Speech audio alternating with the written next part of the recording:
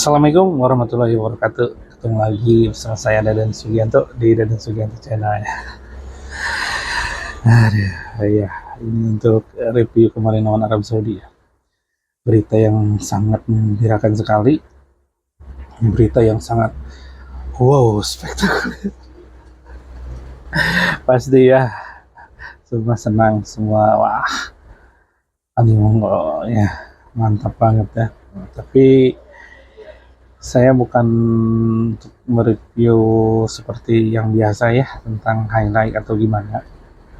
Saya akan mencoba menggali yang lebih dalam ya, karena saya seperti medianya seperti tabloid lah, yang per minggu kayak bola gitu ya. Jadi lebih dalam, saya nggak langsung up to date, tapi saya ingin lebih dalam gitu.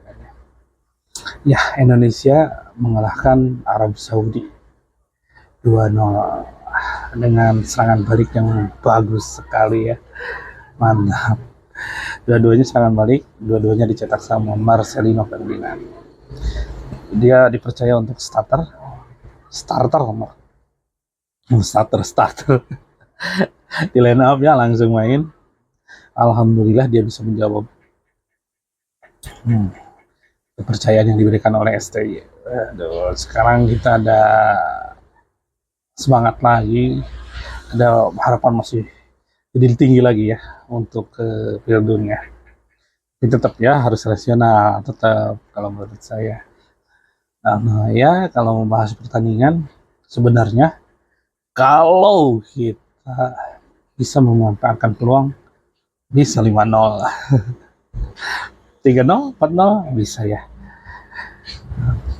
Itu aja, buang percuma aja Rafael Strike, Marcelo Ferdinand 2. Yang di heading tuh masih ada back.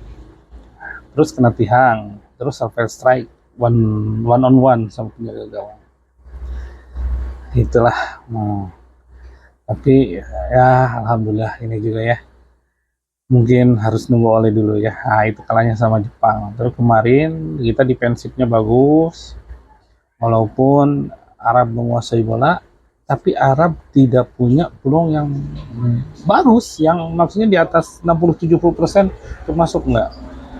Tendangan jarak jauh ya ketutup, terus ke ini apa maksudnya pas kiper itu enggak yang gimana gitu, yang membahayakan enggak. Paling yang agak kaget headingan Bulahi waktu babak kedua tuh, itu juga menyampingnya jauh, cuma dia lagi kosong. Biasanya setiap ada bola udara, duel udara itu pemain kita itu selalu mengganggu, menduel pasti itu. Makanya beberapa peluang Arab kayak yang mudah duel heading, tapi diganggu terus, jadi melenceng gitu. Karena itu suku kuncinya duel udara itu, kalau dulu kita gampang kemasukan bola crossing, karena kita tuh malah bingung pas lihat gitu. Kalau sekarang nggak, duel, jebret gitu. Kayak duel yang backheading sama si Cenjes cek gitu, jadi nggak sempurna dia karena keganggu. Jadi heading itu kalau lagi ini ganggu aja, soalnya kalau kena gitu nanti kena bolanya nggak sempurna otomatis ya. Jadi udah nggak sempurna, kecuali kita telat atau gimana, atau misalnya ya telat ngawal atau kosong ya baru dia bisa dengan sempurna mengheading bola itu ke gawang. Tapi kalau kita ganggu ya gini, bola terus ada gang truk, jadi nggak sempurna ke gawangnya ya. Makanya itu kekurangan kita dari dulu. Tapi sekarang ada Jaides, Rizky Ridho udah mantep banget. Udah kayak back luar negeri lah kalau menurut saya. Walaupun belum tinggi levelnya, tapi kalau menurut saya udah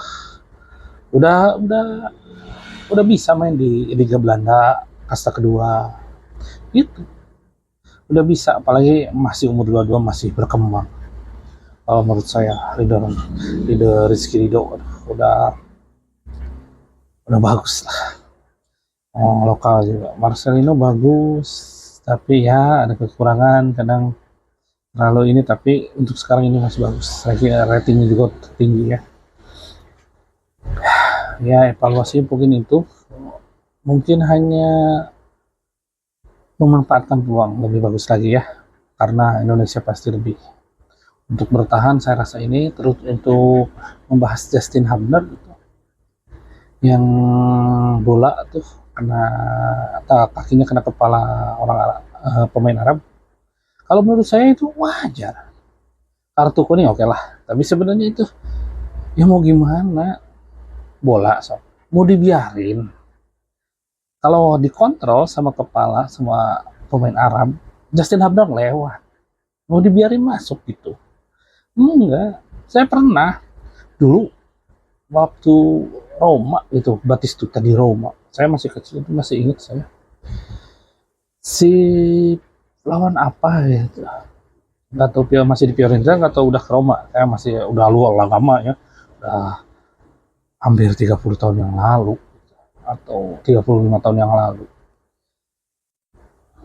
Kan kontrol dadanya Batistuta bagus banget, bola teh sama dada rapat sambil lari.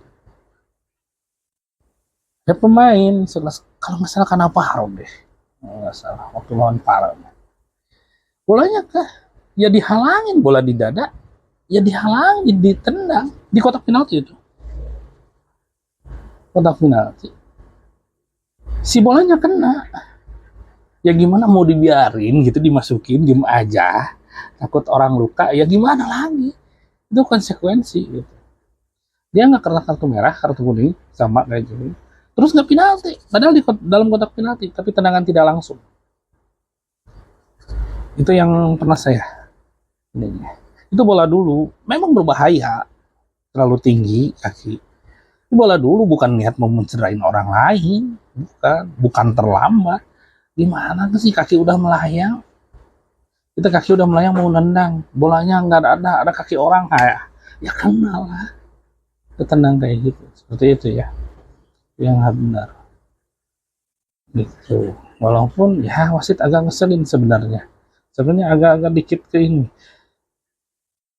pemain Arab itu nggak fokus ke permainan, terlalu banyak drama mengharapkan penalti atau hukuman yang lain-lainnya. Dia nggak fokus ke permainan, makanya ya gitu.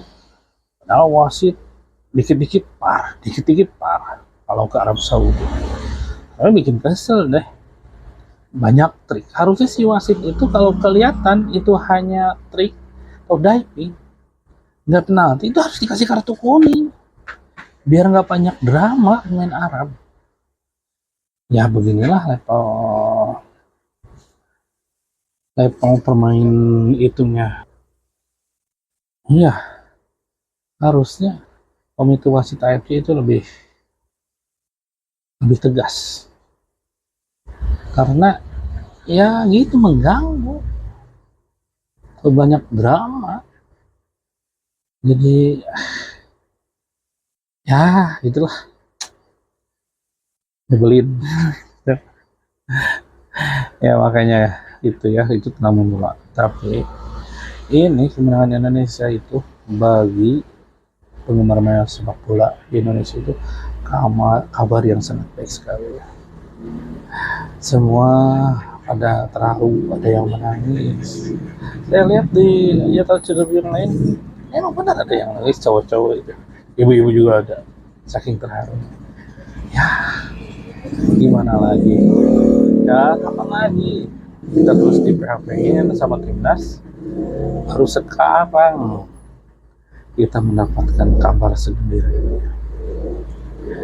Mungkin dari kebanyakan penggemar bola ya, dari level menengah ke bawah ya, itu adalah kabar baik yang menutupi yang lain. Maksudnya gini nih, kabar baik sekali ya. Itu satu-satunya kabar baik, karena ya di zaman sekarang, apalagi yang umur 30 ke atas kayak saya, 40 lebih gitu ya, pasti sekarang itu hidup lagi susah-susahnya, lagi pusing-pusingnya, makanya yang bunuh diri, yang apa gitu, susah sekarang lagi susah-susahnya. Tapi magicnya sepak bola itu kemarin, lupa itu lagi susah juga, lupa Indonesia menang. Siapa yang kayak gitu? Pasti ada lah. Coba yang ngerasain kayak gitu. Sekarang ini memang wah hidup lagi susah saja, tapi melihat Indonesia menang, ya lupalah sebentar. Terus ya kita masih dalam euforia ini, beberapa hari ini masih dalam euforia kemenangan itu. Jadi walaupun kita susah, ya masih ini. Makanya waktu tahun 2022 tuh, ya kalau menurut saya Pildun 2022 sama Argentina dikasih ya. Ya kalau yang nggak sini ya terserah lah. Kalau menurut saya dikasih. Kayak Qatar tuh Piala Asia nggak jauh beda gitu. Dikasih sama FIFA sama AFC gitu. Itu pantesan Argentina negaranya krisis banget, lebih-lebih dari kita. Nggak terjadi kerusuhan gara-gara menang Pildun. Ya kayak kita gitu. Pantes ya. Itu yang dirasain kita sekarang. Gitu. Itu magicnya sepak bola. Mantep banget ya. Lupa kesusahan apapun. Ya benar. Yang ditunggu itu pertandingan selanjutnya. Lupa besok misalnya, aduh jualan sepi, aduh gaji habis sama pinjol atau sama apa, sama pay letter, nggak kebagian nih gimana makan, enggak. Yang terbayang aduh lawan ya, yang di berikut itu, oh lawan Australia imbang nggak ya, aduh imbang, apalagi sekarang chance untuk jadi runner up terbuka lagi karena Australia sama Bahrain imbang dua-dua. Ada ini tapi tetap rasional ya. Ya sekarang ini kalau ekspektasi terlalu tinggi itu mengharapkannya terlalu tinggi. Kalau jatuhnya sakit, makanya jangan terlalu tinggi. Tapi kita berharap mimpi wajar, mimpi kita ke Pildun ya. Kalau dulu mimpi di siang bolong mana mungkin. Nah, sekarang kan masih ada itu kesempatan. Walaupun masih di bawah 50%, tapi masih ada. Sebenarnya kesempatannya gede kalau secara hitung-hitungan teori ya. Sama Arab menang, ya kan sama putarannya. Tapi takutnya non teknis lagi. Ketemu Qatar nanti di putaran 4, aduh. Putaran 3 nanti gimana lawan Bahrain. Aduh, bukannya ini. Ya secara permainan kita berani. Tapi mudah-mudahan nanti mintanya bukan wasit dari ya harusnya wasitnya itu bukan dari Arab lagi ya. Dari Arab lagi, aduh kacau banget soalnya. Pasti ada agenda lain tuh masalah. Karena kalau menurut saya ya sekarang itu kenapa bilang Argentina itu juaranya dikasih ya sekarang FIFA sama AFC juga aduh ada yang aneh-aneh deh. Ya kalau saya lihat teliti ya kalau itunya kalau dilihat secara itunya kayak penalti itulah pokoknya aneh nih. Hampir sama kalau dulu sebelum ada VAR atau apa si VAR itu nggak dimanfaatkan yang aneh-aneh sekarang gitu apalagi tadi AFC aduh saya nggak nyangka kalau orang Arab bakal begitu ya ternyata ya karena kita belum di level ini baru tahu kalau Jepang mungkin sama Australia udah mengerti sama Korea Selatan sudah mengerti mereka udah berpengalaman tuh. Mungkin itu aja ya yang bisa saya sampaikan tetap menang timnas Indonesia karena membuat sebagian masalah hilang. Iya. Seakan-akan dunia itu hanya sepak bola seperti sinetron gitu ya. Hanya timnas lupa tuh sama kewajiban hidup. Yang susahnya minta ampun ya untuk sekarang. Oke, sekian dulu. Waalaikumsalam warahmatullahi wabarakatuh.